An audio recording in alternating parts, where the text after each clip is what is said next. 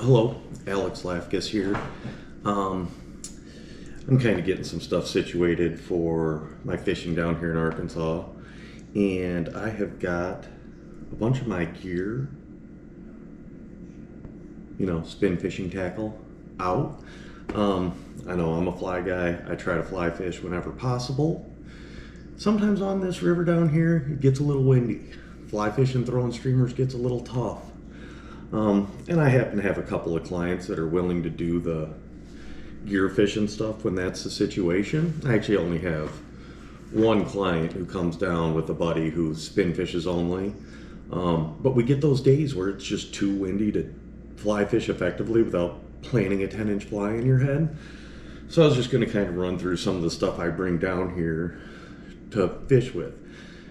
A big thing down here is, I just saw something on Wired to Fish about dragging beads for trout and how it's a great way to catch big fish. Look, if you have no ability and you can't do anything else, all you can do is whip it out there and drag it down. Well, yeah, it's great and it's effective, but it's junk fishing. To me, it falls into the category of big water, tailwater nymphing with crappie float or big bobber over the side and just sitting there, check nymph in where there's no cast involved. It's just tight line, whatever. I mean, all that stuff is essentially spin fishing as it is. So before you go, oh, I thought you were a fly fisherman. Look, I'm a fisherman. I like to fish aggressive techniques to catch fish. Any of that other stuff falls into the same category for me. I don't care if it's a mop fly below a bobber or a frickin' bead being drugged down or a minnow. It's all the same to me. So let's get that out of the way. There's a few things I like to do to spin fish down here. I throw artificials, and I will kind of move around. Also, I'm going to put links to all this product stuff in the description just so you can reference it, because there is kind of a lot here. So let's start with the lightest stuff I bring. I love this little Ultralight.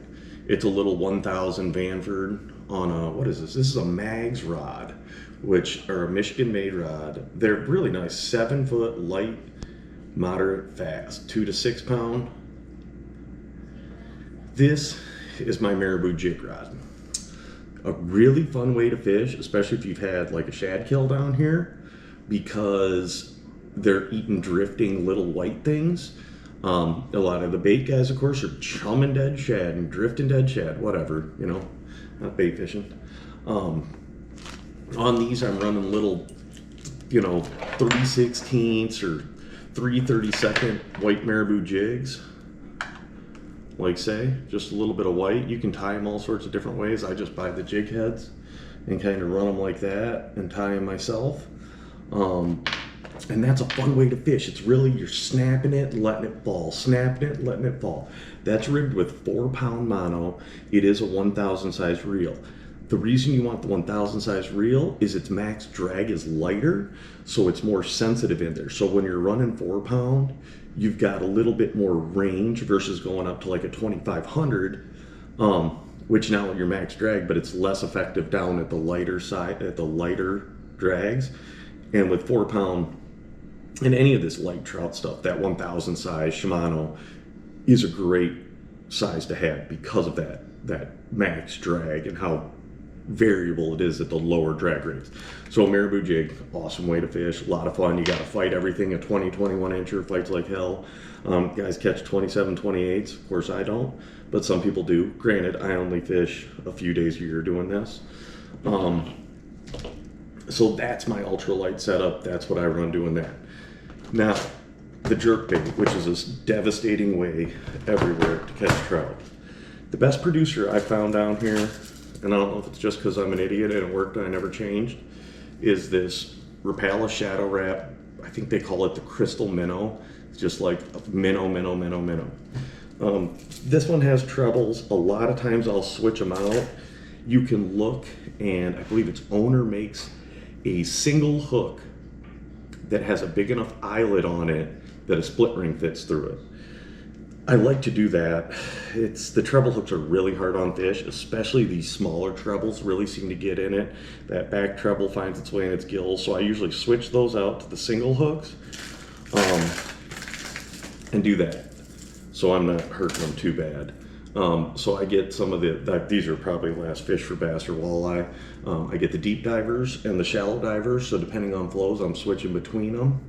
It's not your typical bass retrieve to catch these fish. There's more stall in it. I see guys going up and down the river fishing it like it's bass, and they're catching a few fish, but not a ton. I've kind of manipulated jerkbait presentations to mimic how I get fish to eat streamers, and it's been extremely effective. That I will run on, my favorite braid to run is 6 or 8 pound, doesn't matter, Berkeley Nano Fill. This is the white stuff. And then I attach like a 6 pound fluorocarbon leader to it.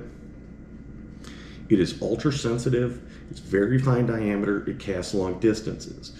The issue is anytime you have a knot like that and you're casting as much as you are, you know, it's a crazy Alberto I'm tying, it's gonna wear through, and eventually you're gonna have to retie that knot multiple times in a day.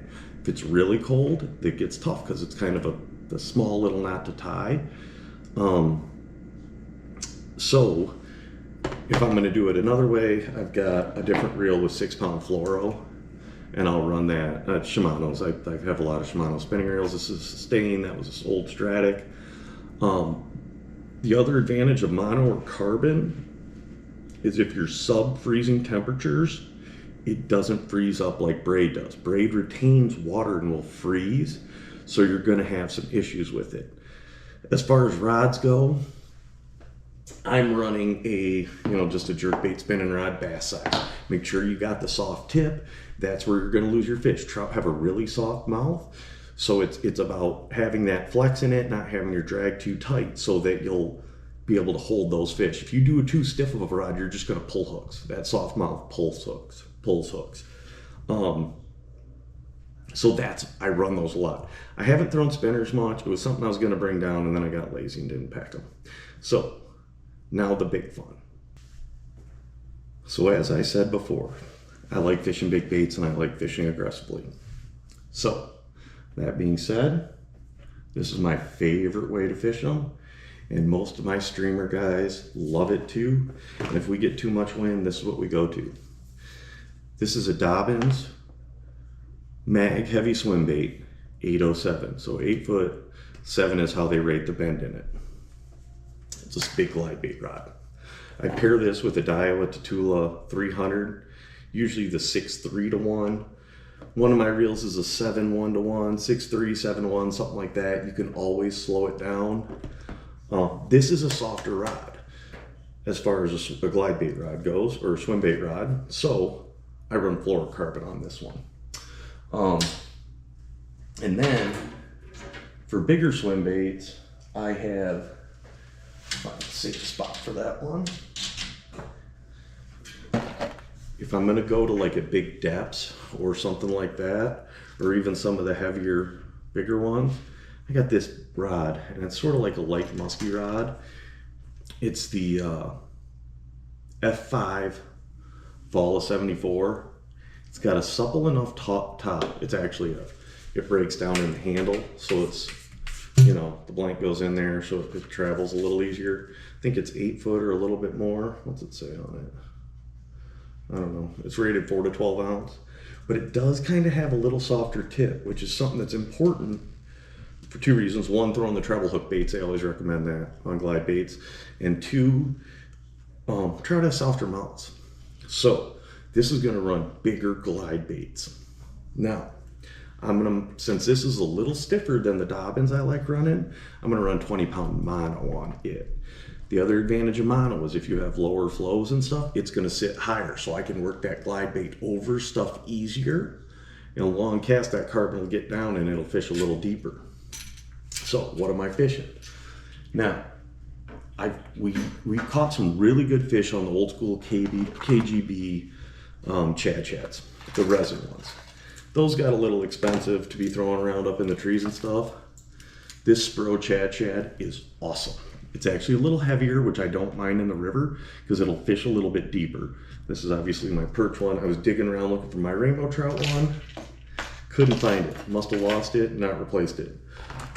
Storm Arashi is another one that I've had good luck with. And these are fun to watch. You're fishing them over structure, killing them, pausing them, you know, and watching fish just zap them. We've caught fish up to about 28 inches on them, and we don't fish them a ton, but it is a lot of fun. I fish it like I do my streamers, or I'm fishing kind of the same type of water, fishing it aggressively. It does take a little ability to be able to cast it up in the shallows and not get snagged much, you know, under trees and whatnot. So it's not the easiest way to fish. That's why a lot of the guides down here aren't going to do it, especially a lot of the bait guides. You're going, you know, you're running $30 to $50 baits. I don't want to go through those, so whatever. I don't care. I lose some, and it doesn't matter to me because it's about the bite, man. The rainbow trout colors always work well. The bone is another one that we've caught a bunch of fish on. Any minnow or shad, something like that. Here's another one of those bro KGB chads. Rotating hook hangers to hold them. I upsized these hooks a little too far because I had them rigged for muskies, so I'm going to go down. But what I will say is a lot of these baits come with hooks I don't really like. They seem a little too small. So I'm going with, that's a 2 or a 3/0. And this, I would probably put, those might be 3/0. So I carry my container of treble hooks. Yeah, those look like, that might be a 2/0. Yeah. So I might go down to a 1/0 on them. But what I will use are the Owner ST. I think they come with ones on them, which feel a little too small for me. So I use the Owner ST36. It is a badass hook. It's a dagger. It's heavy enough it won't straighten, but light enough that it penetrates really well. Hook is important on this stuff. You gotta have something that's light enough wire to hook and hold those fish, big enough bend in case you get a giant fish to eat it, but it ain't gonna straighten out if you actually gotta put the screws to them. With the mono, or even with carbon a little bit, but with the mono you can, there's a lot of stretch. So you can put some heat on fish before these are gonna bend out. When you start going to braid, you're gonna bend out hooks quicker. But the ST36 is the hook I really like on those. It's a grabber, man. The glide bait bite is so much fun to do. You get all the visual aspect you do out of a streamer bite. It's just a bigger hard body bait that you can throw when it's windier than hell. Your boat control still sucks. As far as rowing goes, you're toast. But they eat it. You know, the key, bass guys kind of struggle with it sometimes because they just want to hammer it when a fish goes. Trout have too soft a mouths to do that. It's more about a reel in and then just lift and keep the tension. Those hooks are going to penetrate. That soft mouth on these fish, it grabs them for the most part. So, you know, the hook set thing is a big part. Like, that's why you got to have a little softer rod, mono or carp, you know, something just to absorb that shock so you're not pulling hooks. One of the other baits I really like for this stuff, I've caught a few fish on it, not a ton, but I've gotten a lot of response to it. This is Grow Design Works Flag 255. It's a badass soft plastic, man. You can look up some of their the action on these on their website. It's a Japanese company, so we don't get them a ton. But you can look it up and see the action on these, and it is just badass, man. That bait looks sweet out there. Moved a lot of fish on it, caught a few. I think one of the problems I've had with it is I'm here in the winter when the waters are coldest and this bait really rides high. I got some insert weights this year that I'm gonna jam in there and see if I can't get it to fish a little bit deeper. I think it would be better, you know, as the water temp starts warming more in the spring, like April, May. I'm not here for that. So there's a knockoff that Berkeley started making of this. Of course, I say give the money and the credit to the original guys, which is Grow Design Works. Berkeley started making the Nessie, which is an exact copy of this, but it's cheap. These ain't. These are 80 to 100 bucks. The Nessie might be 15 to 20. So, I mean, I get it, but I like to give a little credit where it's due and support those guys. So those are kind of the rigs I'm gonna run down here, sparingly, of course, because ideally, you know, the way I look at trout is trout are the ideal fish for a fly rod. Their environment in a river allows you to be able to approach them. They'll eat a fly, they eat a well-presented bait, gear, or fly. So to me, it's really a fly rod game fish. But man, there's days where it's 20-mile-an-hour winds and it's funneling and it's horrible. And in those situations, you can't really fish the fly rod. You know, it's just what it is. I pick up that bait caster, I throw those glide baits, and it's great fun. But I don't know, feel free. Leave any questions down in the comments. I know I'll probably get crucified for showing all these giant treble hooks and lures. Whatever, man. I'm a fisherman. I don't really care. One other thing I was going to point out, in these boats, the rods bounce up and down. I keep them all in rod condoms, I call them, you know, so they're not getting too destroyed. The other thing I do, because they're sitting out in the sun a lot, they're not tucked away underneath the deck of a boat, is I always make sure I have casting reel covers and spinning reel covers. I like to keep the mono and the fluoro out of the light. It's going to increase the longevity of your stuff. That fluorocarbon's expensive, so you want to do that. And it also prevents you from having bad line when you're out there, and it does protect your reel. Oh, there was one other thing I wanted to touch on with jerkbait fishing. I like throwing a bait caster for a jerkbait. This is a cheap, kind of crappy piss of fun that works fine. It's a 7.3. I think it's a 7.3, 7.5 to 1 gear ratio. One thing I will say is this has that Sniper FC crank fluoro on it. This stuff is awesome for throwing light baits. You want the higher gear ratio on that jerkbait too, because you got to catch up to that slack a lot when they eat it. So the high gear ratio is nice. The FC crank, this is 12 pound, is very supple. So you can throw light baits with it, not get a bird's nest. If you get into the FC Sniper, it's a lot stiffer and you're gonna have issues with those lighter baits. I like the FC Sniper on the big glide baits, but I like the FC crank on jerk baits. Super supple, very manageable, very, very nice line for light bait casting applications, whether it's a jerk bait, light crank baits, whatever it is. I also brought this reel and another one spooled with it to throw crankbaits for bass up on the lakes while I'm here. So that's part of the reason I have these. But anyway, I'll provide some links in the comments to some of this stuff, you know, as far as where you can find it, what exactly I was talking about. The F5 rod is only available through their website, I believe. The other stuff you can kind of find anywhere. But anyway, just thought I'd share some thoughts on it.